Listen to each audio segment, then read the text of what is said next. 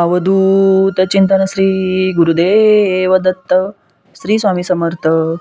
आपल्या चॅनलमध्ये सर्वांचे स्वागत. आजचा आपला विषय आहे श्री गुरु माऊली हितगुजातील अमृतकण. चला तर मग व्हिडिओला सुरुवात करूया. मुलांशी सकारात्मक संवाद तोलून मापून गोड शब्दात करावा. नकारात्मक वाक्य हे नकारात्मक विचार प्रसारित करत असतात. मान सन्मान, अपमान या गोष्टी अत्यंत मनाच्या चिंतनात कायमच्या विसर्जित कराव्यात. देशातील 7 नद्यांची वाळू, शेती, फ्लॅट, जमिनीत खड्डा करून मध्यभागी पुरल्यास वास्तुदोष नष्ट होतो. शास्त्रोक्त पूजन करून गंगाजल सहित ही 7 नद्यांची वाळू पुरावी. ऋण काढून सण साजरे करण्यापेक्षा जसे जमेल तसे कार्य करावे. कर्ज काढून सण साजरे करू नयेत.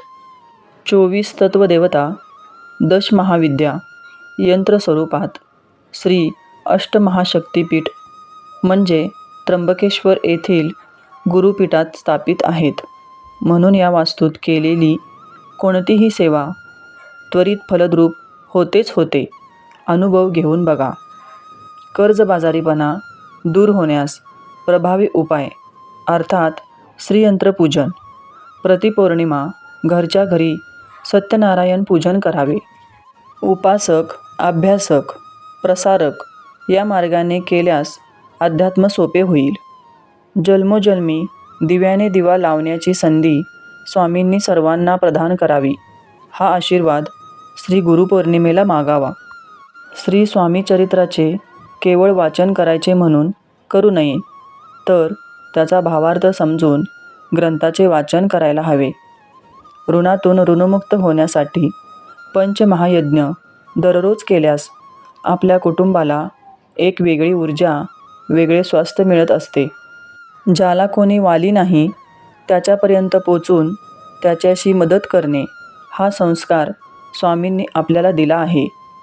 तांब्याच्या भांड्यात पाणी उकळवून त्यात थोडंसं सोनं अथवा तत्सम दागिना उकळवत ठेवून त्यात हळद टाकावी व हे तयार केलेले पाणी दिवसभर प्राशन केल्यास वात, पित्त, कफ असे सर्व दोष दूर होतील. प्रवासात अपघात टाळण्यासाठी महामृत्युंजय मंत्राचा जप करावा. प्रवास सुखाचा होण्यासाठी तुमच्या मन व मुखाला मृत्युंजयाशिवाय पर्याय नसतो. प्रवासात उगाचच गप्पागोष्टीपेक्षा वेळ वाया न घालवता मृत्युंजय मंत्राचा जप केल्यास प्रवास अतिशय सुरळीत व कुठल्याही त्रासाविना होईल. प्रवास करताना आपण स्तोत्र मंत्राचे उच्चारण करू शकतो. मात्र प्रवासात कृपया श्री गुरुचरित्र अथवा श्री नवनाथ ग्रंथासारखे पारायण करू नये. कारण ग्रंथ वाचण्यास काही मर्यादा असतात. त्या स्तोत्रमंत्र उच्चारणास नसतात. त्यामुळे स्तोत्रमंत्राचा जप करण्यास हरकत नाही. सौभाग्य, आरोग्य, मनोधैर्य या 3 गोष्टी माता भगिनींनी आई भगवतीकडे मागावेत. या 3 गोष्टी मागितल्यास यश सहज प्राप्त होईल. अनिष्ट परंपरा मोडीत टाकणार यांना सेवेकरी असे म्हणतात. सेवा मार्गाच्या 18 विभागांचा अभ्यास हा प्रत्येक सेवेकऱ्यांचा जन्मसिद्ध हक्क आहे आणि तो प्रत्येकाने मिळवायचाच. प्रतिवर्षे न चुकता कुलधर्म, कुलाचार म्हणजे देवी खंडोबाला त्यांच्या मूळ स्थानावर जाऊन त्यांचा अलंकार वाहून मान सन्मान करणाऱ्या कुटुंबास श्री स्वामी समर्थ महाराज आशीर्वाद देतात. पितृदोष व देवी खंडोबाचे दोष अगदी सारखेच असतात. पितरसेवा व देवी खंडोबाची सेवा केल्याशिवाय श्री स्वामी समर्थ महाराजांची कितीही सेवा केली तरी त्याचा फायदा होत नसतो.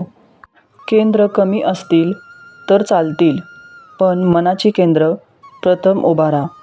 त्याचप्रमाणे गर्दीपेक्षा दर्दी सेवेकरीच अपेक्षित आहेत. उगीच करती दांभिक भक्ती, त्यावरी स्वामी कृपा न करती. सद्भावे जे नमस्कारिती, त्यावरी होती कृपाळू. परमपूज्य गुरु माऊली.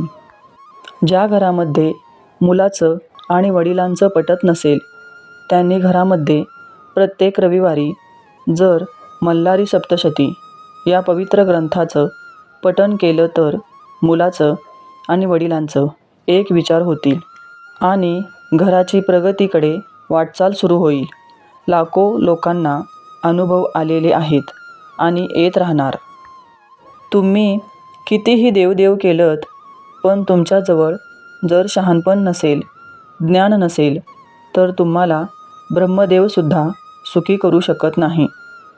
आपल्या जीवनामध्ये दुःख येण्याचं मूळ कारण म्हणजे अज्ञान. म्हणून आपले परमपूज्य गुरुमाऊली प्रत्येक वेळी सांगतात, ग्रंथ वाचले तर संत समजतील आणि संत समजले तरच भगवंत समजेल आणि भगवंत समजले तर आपले सगळे प्रश्न मार्गी लागतील. म्हणूनच आजच दिंडोरी प्रणीत श्री स्वामी समर्थ सेवा केंद्रात जाऊन ज्ञानदान भाग 1, 2, 3, 4 घ्या. आपल्या आयुष्यातील सगळ्या प्रश्नांची उत्तरे या ग्रंथात सापडतील. अध्यात्म म्हणजे नक्की काय? अध्यात्म हे फावल्या वेळेतील पोथीवाचन नव्हे किंवा म्हातारपणातील करमणूक नव्हे किंवा वार्धक्यातील निस्तेज जीवनावर गुलाबदानीचा शिडकावा नव्हे, तर अध्यात्म हे समग्र जीवनाला ताजेपणा व प्रसन्नता देणारे रसायन आहे. फक्त कधीतरी सणावारालाच गरज पडली तरच अमावास्या पौर्णिमेला सेवा करणारे सेवेकरी होऊ नका, तर बाळप्पासारखे, स्वामीसुतासारखे, सद्गुरू परमपूज्य मोरेदादांसारखे अत्यंत श्रद्धेने, विश्वासाने, निष्ठेने सेवा करणारे निष्ठावान सेवेकरी बनण्याचा प्रयत्न करावा. ते तसं फार अवघड आहे, तरी आपल्या परीने प्रयत्न तर करा. ते स्वामींना जास्त भूषणावह आहे. मग स्वामी तुमचा योगक्षेम आवर्जून चालवतील. व्हिडिओ आवडल्यास लाईक, शेअर आणि सबस्क्राईब करा. कमेंटमध्ये श्री स्वामी समर्थ लिहायला अजिबात विसरू नका. धन्यवाद.